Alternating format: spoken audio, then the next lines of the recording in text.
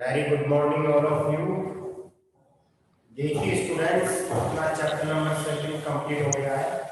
आज बात करते हैं चैप्टर नंबर 15। चैप्टर नंबर 15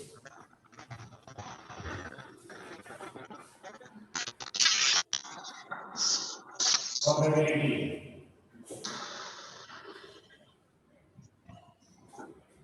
अब कुछ बच्चे तो यही सोचते रह जाएंगे जब तक चैप्टर खत्म नहीं होगा तब तक सर आपने डायरेक्ट सेकंड से 15 पे कैसे जंप मारा। देखिए कुछ स्टूडेंट्स ऑनलाइन ग्रुप में ऐड हो गए हैं और क्लासेस ले रहे हैं। कुछ लोग स्टूडेंट्स 5 दिन बाद में लेंगे, 6 दिन बाद में ज्वाइन करेंगे, 3 दिन बाद में ज्वाइन करेंगे, कोई 15 दिन बाद में ज्वाइन करेगा। और जो ज्यादा सोई हुई आत्माएं हैं वो 1 महीने बाद भी स्टार्ट करेंगे। तो मैं वो चैप्टर स्टार्ट कर रहा हूँ जिस चैप्टर का किसी दूसरे चैप्टर से कोई कनेक्शन नहीं हो। कहने का मतलब ये चैप्टर ऐसा सेपरेट चैप्टर है कि किसी से कनेक्ट नहीं है। मान लीजिए मैं 5 दिन में चैप्टर खत्म कर दूं, कोई बच्चा मान लो 5 दिन बाद में ज्वाइन करता है क्लास को या 4 दिन बाद में ज्वाइन करता है तो उसको दिक्कत नहीं है कि किसी चैप्टर का यही चैप्टर होगा जो नहीं पढ़ा होगा। लेकिन अगर मान लो कोई ऐसा चैप्टर जो ऐड कर ऐसा चैप्टर पढ़ा लेते हो जिससे बच्चे को क्या दिक्कत हो, एक दूसरे से कनेक्शन हो। मान लो 2 चैप्टर है, किसी का 3 चैप्टर से कनेक्शन है, तो मैं पहले 2 चैप्टर्स पढ़ाऊंगा जिसका किसी चैप्टर से कनेक्शन नहीं है। प्रोबेबिलिटी चैप्टर बिल्कुल सेपरेट चैप्टर, छोटा चैप्टर, समझने लायक चीज है। देखिए प्रोबेबिलिटी का मतलब क्या होता है? पॉसिबिलिटी। पॉसिबिलिटी का मतलब क्या हुआ? एक सेकेंड। हाँ जी। अब देखिए प्रोबेबिलिटी का मतलब होता है पॉसिबिलिटी। ये 10th क्लास में भी पढ़ोगे, 11th क्लास में भी पढ़ोगे, 12th क्लास में पढ़ोगे, जब तक पढ़ोगे जब तक मैथमेटिक्स पढ़ोगे। और जैसे जैसे क्लास में आगे जाते जाओगे वैसे वैसे लेवल बढ़ता जाएगा। ठीक है।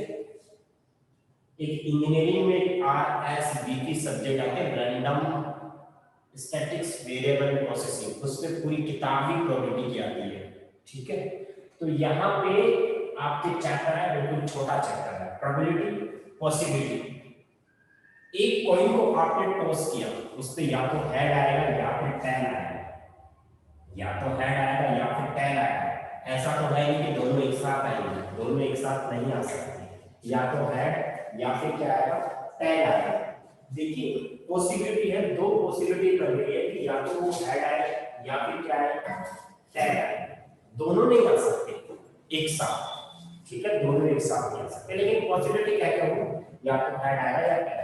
जैसे मान लीजिए आपने डाइस को रोल किया 1 2 3 4 5 6, इनमें से कोई भी आउटकम्स आ सकता है। एक भी आ सकता है, 2 भी आ सकता है, 3 4 5 6, इनमें से कोई भी आ सकता है। ठीक है। हाँ, मान लीजिए एक फैमिली में एक बच्चे का जन्म होता है ना, जन्म होता है तो उसकी 2 पॉसिबिलिटी है, या तो लड़का होगा या लड़की होगी। ठीक है, 2 पॉसिबिलिटी। अगर मान लीजिए आपके पास एक बैग है, उसमें मान लीजिए 3 रेड पेन्स है और 4 ब्लैक पेन्स, 4 ब्लैक पेन्स है और 3 रेड पेन्स।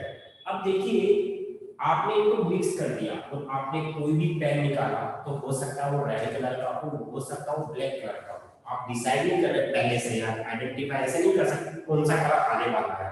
पॉसिबिलिटी क्या क्या बढ़ सकती है, मैं भी रेड कलर हूं, मैं भी ब्लैक कलर हूं। तो पॉसिबिलिटी ही क्या होती है, प्रोबेबिलिटी होती है। ठीक है, एक एग्जाम दिया आपने या तो क्लास टेस्ट दिया, उसमें वो फेल भी हो सकता है कोई स्टूडेंट या पास भी हो सकता है, 2 पॉसिबिलिटी होगी। ठीक है। हाँ, गाड़ी को अपन स्टार्ट कर रहे हैं तो क्या पता गाड़ी स्टार्ट भी हो जाए, गाड़ी स्टार्ट भी नहीं हो, यहाँ भी पॉसिबिलिटीज है।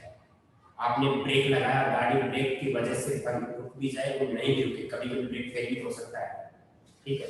हाँ, तो पॉसिबिलिटीज बन सकती है जितनी भी बने। अब देखिए कोई भी अपन एक्सपेरिमेंट करते हैं, जैसे मान लीजिए मैंने कॉइन को टॉस किया तो हेड या टेल आया। देखिए कॉइन को टॉस करने पर जो भी आउटकम्स आते हैं उनको बोलते हैं टोटल नंबर ऑफ आउटकम्स। यहाँ पे टोटल नंबर ऑफ आउटकम्स कितने हैं, 2, 1 एंड 1 2 है।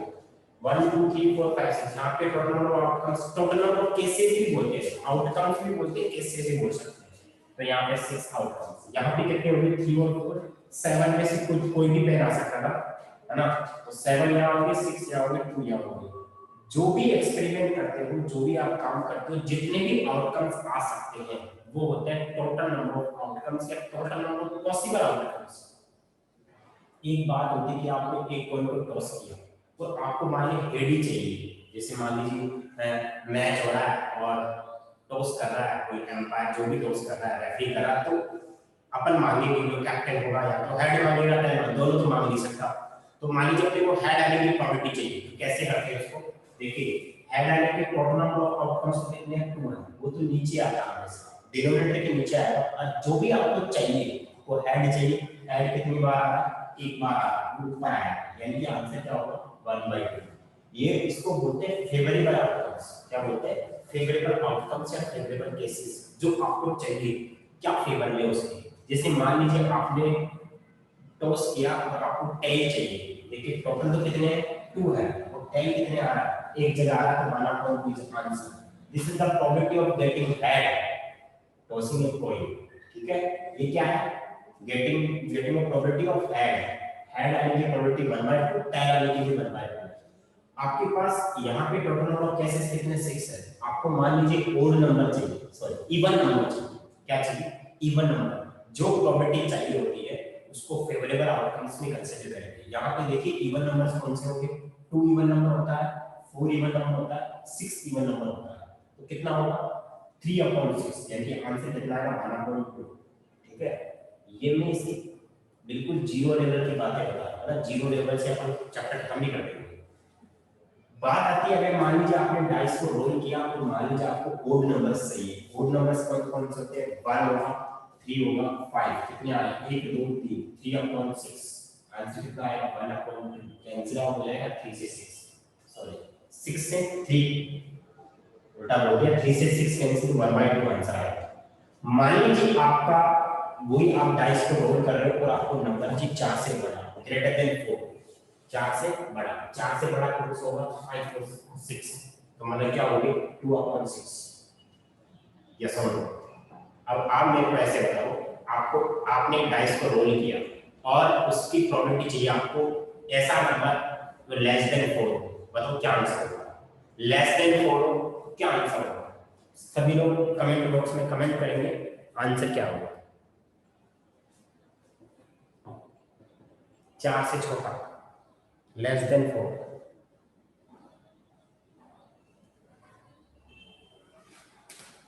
3/6 यानी कि 1/2, वेरी गुड।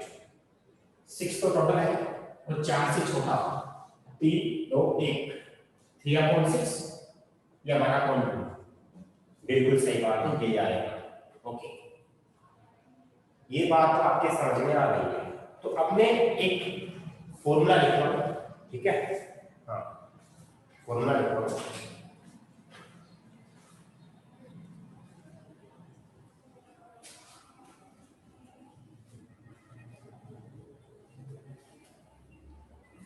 फॉर्मूला क्या है, मान लीजिए आपने कोई इवेंट मान ली, लेट E is an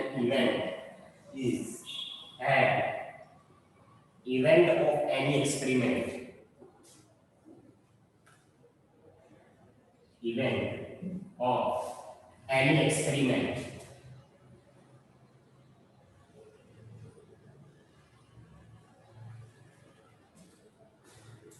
ठीक है, then probability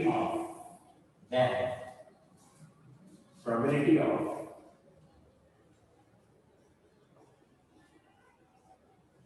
event E, इसकी प्रोबेबिलिटी क्या होगी, ठीक है, प्रोबेबिलिटी क्या होगी, E is an event of any experiment, then probability of event E, इसका फॉर्मूला होता है P of E,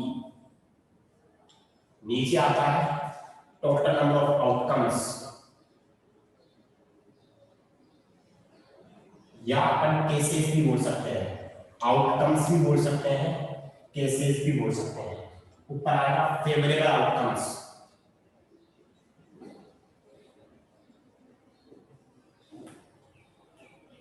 समझ में आएगा तो सबसे इजी चैप्टर है, ठीक है। हाँ, तो फेवरेबल आउटकम्स और टोटल नंबर ऑफ आउटकम्स, मैंने आपको टोटल नंबर ऑफ आउटकम्स बता दिया कि क्या होते हैं सर। नोट करना है क्या? अरे वाह,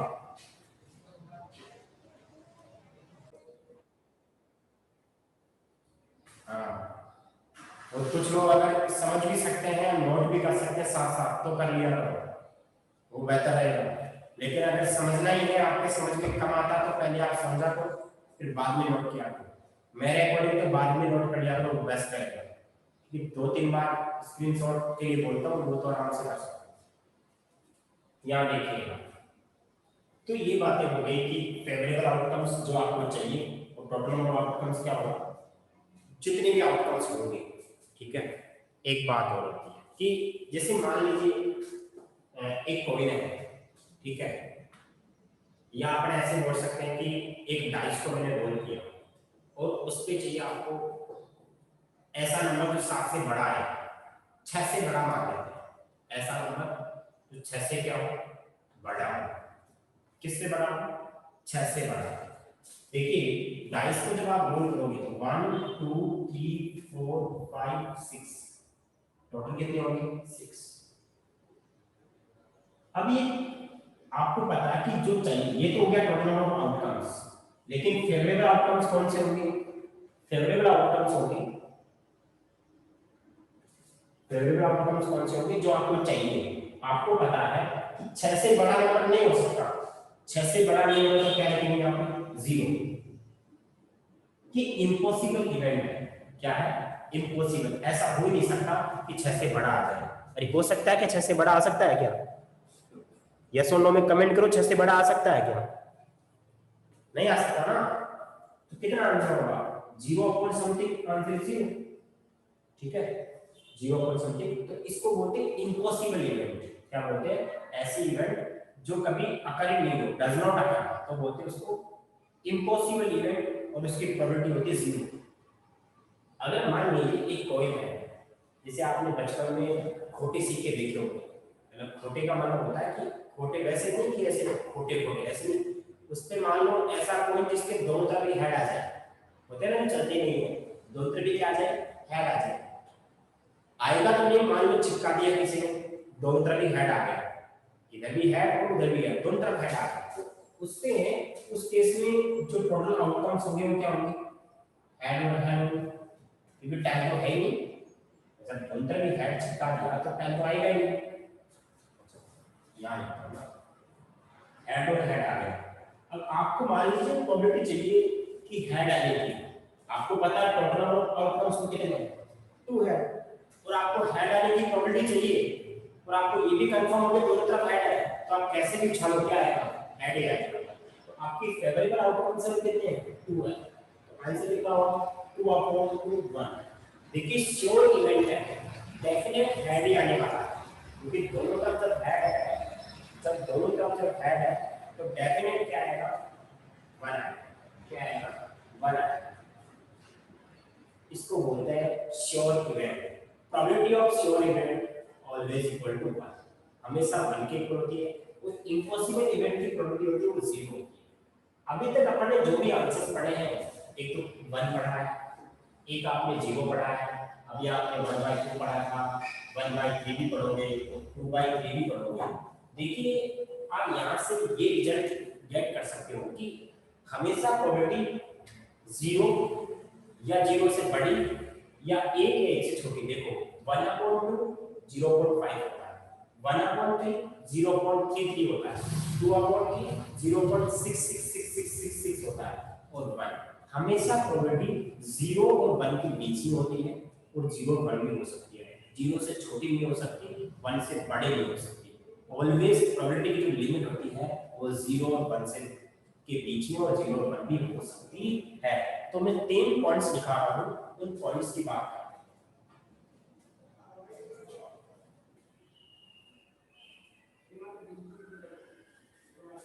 पहला point,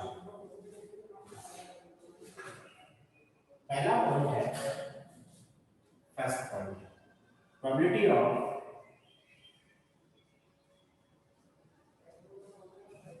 impossible event.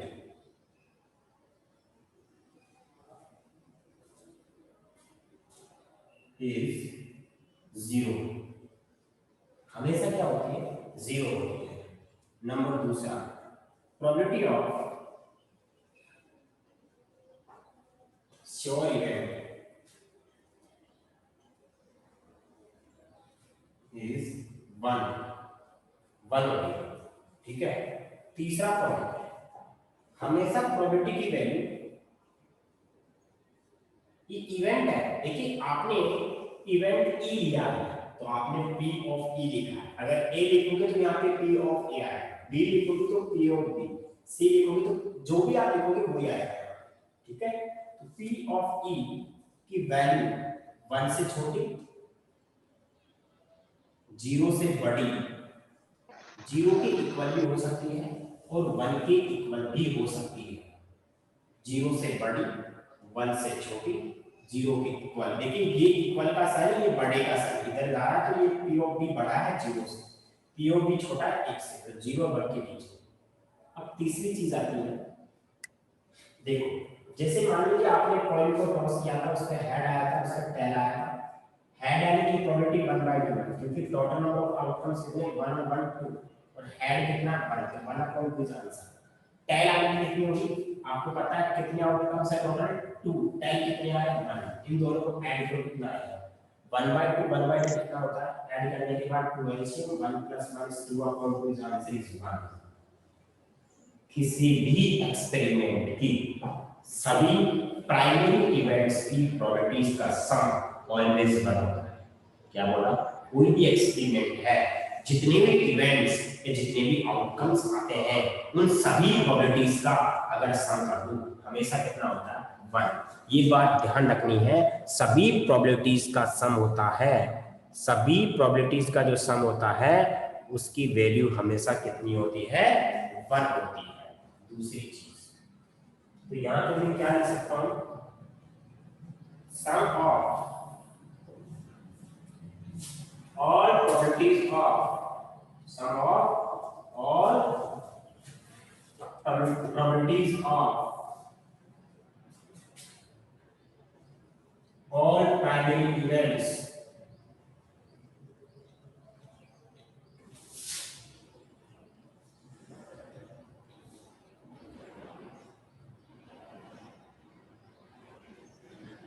of an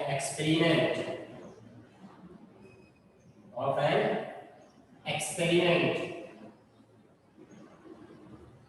is 1.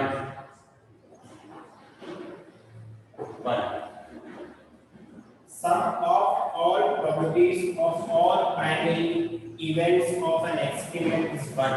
मतलब सभी probabilities का सम होता है। प्राइमरी इवेंट्स का मतलब क्या होता है, जो भी आप एक्सपेरिमेंट करते हो उसकी इवेंट, ठीक है। हेड टेल वो इवेंट्स बोल सकते हैं, आउटकम्स बोल सकते हैं। हेड आने की प्रोबेबिलिटी क्या होगी, टेल आने की प्रोबेबिलिटी क्या होगी, ये बात है, ठीक है। हाँ, एक चीज और है,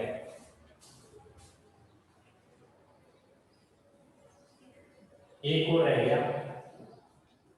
अब मान लीजिए आपने कॉइन को टॉस किया, हेड और टेल आ गया, तो हेड आने की प्रोबेबिलिटी, इसको मैं P ऑफ H बोल सकता हूं, या मान लो मैंने ऐसे बोल दिया कि हेड आने को P ऑफ E बोल दिया। कितने टोटल नंबर ऑफ आउटकम्स तो है, हेड कितनी बार आया, 1 बार आया, तो 1/2। हेड नहीं आने की, डज नॉट अकर E, मतलब इस इवेंट में नहीं अकर होने की। देखिए इसको लिखते हैं E बार, क्या लिखते हैं E बार। E बार मतलब इसका मतलब इवेंट E अकर हो रही है, इसका मतलब does not occur, not E। इसका मतलब E अकर हो रही है, इसका मतलब नॉट E। जब आपको पता है ये हेड आने की प्रोबेबिलिटी थी और ये हेड नहीं आने की प्रोबेबिलिटी, जब हेड नहीं आएगा तो कौन आएगा, टेल आएगा। टेल कितनी बार आया, एक बार, 1/2। इन दोनों को ऐड करो, P of E plus P of E बार, किसी इवेंट के अकर होने की और उसके डज नॉट अकर, मतलब अकर नहीं होने की, अकर होने की और E बार का मतलब डज नॉट अकर, इन दोनों का जो सम होता है वैल्यू कितनी आती है 1। हमेशा ध्यान रखना है किसी भी इवेंट के अकर होने की वो डज नॉट कर होना नहीं होगा, दोनों का सम कितना होता है। तो मैं यहाँ पे अगला पॉइंट लिख रहा हूँ, क्या लिख रहा हूँ वो देखिएगा। अगला पॉइंट है आपका P ऑफ E,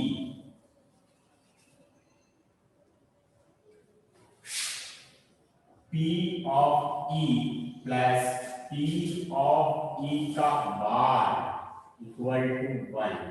अगर मान लीजिए आपको फॉर्मूला चाहिए P ऑफ E का नॉट अगर, तो उसको लिखेंगे 1 में से इसको उधर भेज देंगे और ये क्या आएगा आपका फॉर्मूला आ जाएगा। मान लीजिए, देखिए ध्यान से देखिएगा, यहाँ पे ये बार है, क्या है बार है, दिख नहीं रहा है लेकिन ये बार है, दिखाओ अच्छे से ना। अगर आपको ई नोट अकल की चाहिए, ठीक है, ये चाहिए, तो आप क्या करेंगे 1 में से क्या माइनस कर देंगे, P ऑफ E को माइनस कर देंगे। मैं इधर ले गया इसे, आप लोग चलो क्वेश्चन की बात करते हैं।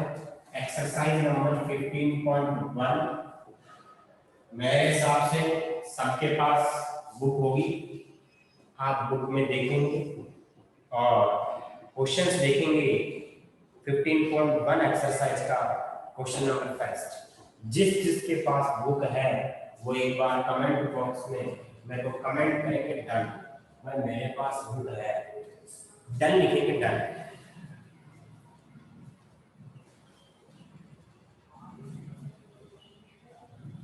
अब जिसके पास नहीं है वो नो लिख देंगे, no.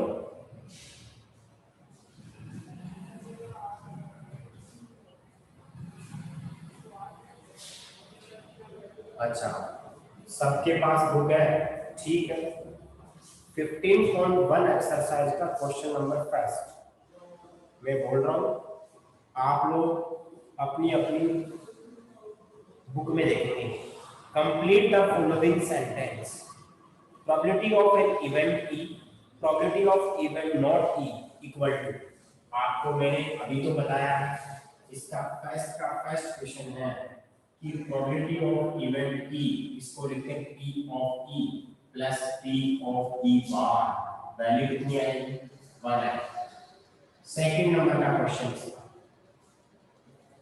Simple question, the probability of event of an event that cannot happen, such event is called, ऐसी इवेंट जो कभी happen यानी does not occur, ऐसी इवेंट कौन सी होगी। आप कोई भी एक्सपेरिमेंट कर रहे हो और उस एक्सपेरिमेंट में इवेंट आ ही नहीं, उस इवेंट को क्या बोलेंगे, मैंने लिखा है बोर्ड के ऊपर, उस इवेंट को क्या बोलेंगे जब वो आई नहीं, इम्पॉसिबल इवेंट, वेरी। तो आपको दो चीज पूछा है इसमें, ठीक है, जो इवेंट आएगी नहीं उसको क्या बोलेंगे, इम्पॉसिबल इवेंट। एक चीज का ध्यान रखना, आपको इसमें दो चीज पूछी है, एक तो प्रोबेबिलिटी बतानी है कि उस इवेंट की प्रोबेबिलिटी कितनी होगी, उसकी प्रोबेबिलिटी होगी 0, और उस इवेंट को बोलते क्या है, इम्पॉसिबल इवेंट। तो क्या लिखेंगे, उसके दो आंसर होंगे, एक तो 0, उसकी प्रोबेबिलिटी क्या होगी 0 होगी, और उस इवेंट को क्या बोलते हैं, इम्पॉसिबल इवेंट, इम्पॉसिबल इवेंट, ठीक है। प्रोबेबिलिटी उसकी 0 होगी और इम्पॉसिबल।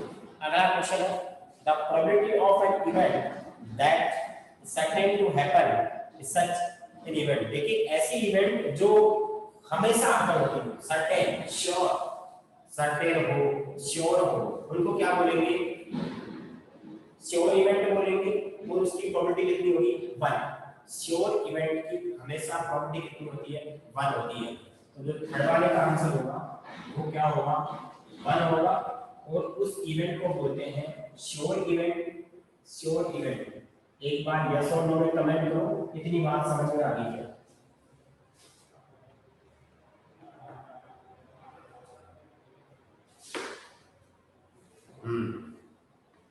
ओके, अगला क्वेश्चन इसका फर्स्ट का हो,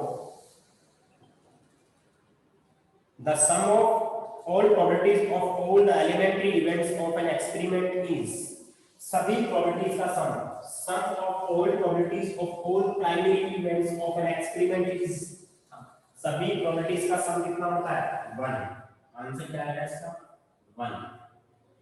ठीक है, सिंपल आप ऐसे वन भी लिख सकते हैं, कोई प्रॉब्लम नहीं होगी, ऐसे भी लिख सकते हैं वन। ठीक है, हाँ। अगला question, the probability of an event is greater than और equal to and less than और इक्वल टू। देखिए कोई भी प्रोबेबिलिटी होती है वो जीरो से बड़ी, जीरो के इक्वल, तो इस पे बोल रखा है ग्रेटर देन और इक्वल टू। हमेशा प्रोबेबिलिटी या तो जीरो से बड़ी होगी, ग्रेटर देन जीरो या जीरो के इक्वल। इसका जो आंसर होगा फिफ्थ रहेगा जीरो, जीरो के इक्वल या जीरो से बड़ी। लेस देन और इक्वल, वन से छोटी होती है या वन के इक्वल होती है, तो ये बना है। ठीक है, दो ब्लैंक थे, दो खाली जगह थी, एक में जीरो आया, एक में हमेशा प्रोबेबिलिटी की वैल्यू जीरो से ग्रेटर देन, जीरो के इक्वल, वन से लेस देन, वन के इक्वल। तो पहला जो ब्लैंक जगह है वहां पे क्या आएगा जीरो से बड़ा, तो जीरो आएगा, वन से छोटा तो वन आएगा। एक बार आप लोग इतना स्क्रीनशॉट लें, ये कॉपी में काम करना है। मैंने इसके बैकग्राउंड में आपको बहुत चीजें बता दी है, हर पॉइंट का मतलब, हर वर्ड का मतलब, हर आंसर का मतलब मैंने समझा दिया है। तो आप लोग एक बार इसका स्क्रीनशॉट लें। देखिए फर्स्ट क्वेश्चन कंप्लीट हो गया है। सेकंड क्वेश्चन से पहले क्वेश्चन नंबर 4 देखेंगे आप। ठीक है, सेकंड और थर्ड से पहले मैंने सेकंड का कॉन्सेप्ट आपको नहीं बताया अभी। ठीक है, इसका नहीं बताया सेकंड का कॉन्सेप्ट। तो आप फोर्थ वाला क्वेश्चन सिंपल डेफिनेशन से पहले अपन वो कर लेते हैं।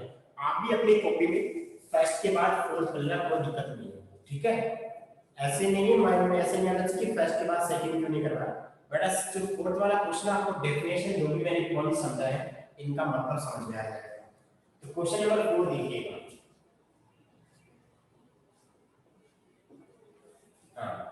देखिए फोर्थ वाला क्वेश्चन है which of the following can not be probability of an event. देखिए पहला ऐसे 2/3, क्या किसी इवेंट की प्रोबेबिलिटी हो सकती है? बिल्कुल हो सकती है, क्योंकि प्रोबेबिलिटी हमेशा 1 से छोटी, 0 से बड़ी, तो ये तो प्रोबेबिलिटी होगी। ठीक है, ये तो इसका आंसर तो क्या होगा यस। कौन सी प्रोबेबिलिटी नहीं होगी विच ऑफ द, हाँ ये तो प्रोबेबिलिटी होगी। और सेकंड नंबर वाली माइनस का 1.5 ये नहीं होगी। इसका आंसर यस आएगा, ये तो होगी। इसका आंसर नो होगा। नो क्यों होगा? कभी भी प्रोबेबिलिटी नेगेटिव नहीं हो सकती। आपको पता है कभी भी प्रोबेबिलिटी क्या नहीं हो सकती, नेगेटिव नहीं हो सकती। थर्ड है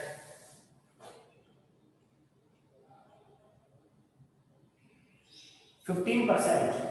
अच्छा इसका ए पार्ट है, ये बी पार्ट है, कोई प्रॉब्लम नहीं है। ये सी पार्ट है 15%। 15% का मतलब क्या होता है 15/100। इसको फ्रैक्शन वैल्यू में चेंज करेंगे 15% और 15/100। इसको काट भी सकते हैं 5 से 3/20। देखिए ये भी प्रोबेबिलिटी हो सकती है क्योंकि लेस देन 1। नंबर डी, अगली वाली जो प्रोबेबिलिटी है वो 0.7। 0.7 तो 7 अपन पॉइंट को हटाएंगे तो 1 लगाएंगे, पॉइंट के बाद एक डिजिट 0, तो ये भी प्रोबेबिलिटी हो सकती है। यानी कि एक ही प्रोबेबिलिटी नहीं होगी, वो कौन सी बात नहीं होगी कि नेगेटिव है, ये नहीं होगी। इतनी बात समझ में आ गई होगी सभी की? वेरी बहुत बढ़िया। इसका क्वेश्चन नंबर फिर देखिएगा।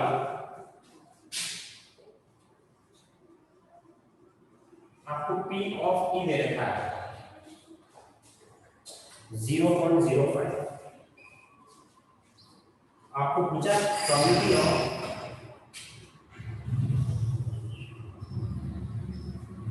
Not E। नॉट E का मतलब जानते हो? आप ऐसे लिख सकते हैं प्रोबेबिलिटी ऑफ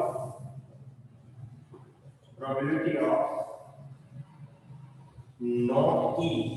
इसका मतलब हुआ P of E bar not E का, नोट ई का मतलब क्या होता है, पी ऑफ ई बार, तो क्या करेंगे 1 में से पी ऑफ ई माइनस कर देंगे, 1 माइनस 0.05, इसको सोल्व करेंगे। आप एक बार कमेंट बॉक्स में कमेंट करके बताएं इसका आंसर क्या होगा 1 में से माइनस करने के बाद।